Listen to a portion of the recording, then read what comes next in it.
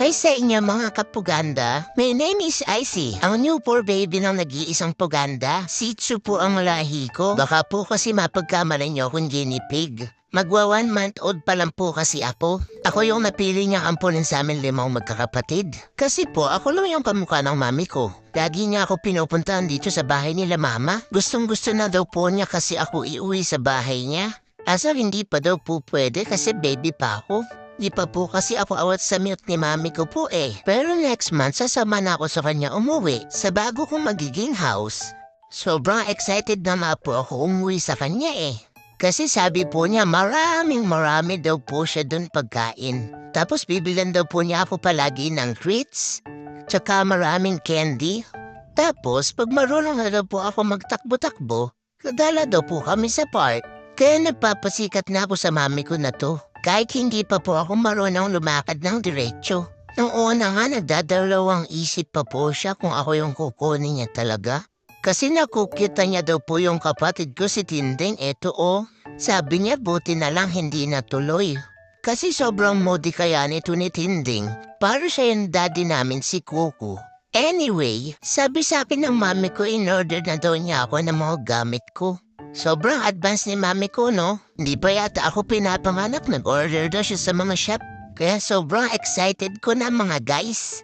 Ito na, ipapakita na ni mami ko kung ano yung mga in-order niya sa akin. Ayan, in-orderan niya pala ako ng bed.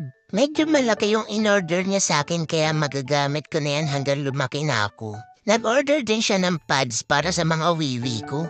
Tsaka itong 2-in-1 na bowl para sa foods ko. Tsaka syempre itong mga wipes, ayan. Kano pa kaya in-order sa akin ni mami ko?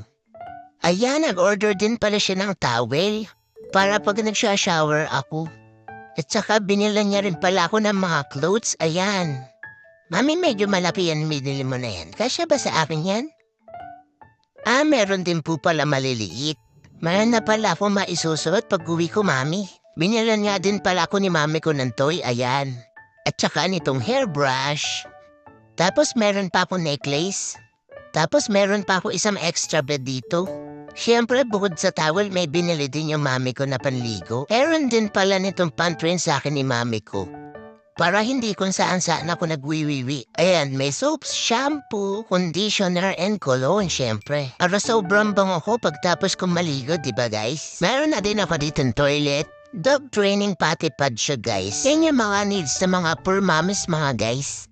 Para hindi sila nahihirapan magdukot ng mga poops at saka ng mga wiwi natin mga guys. So ayun lang po. Like and follow na rin kayo guys para sa mga susunod natin videos. Thanks for watching. Bye!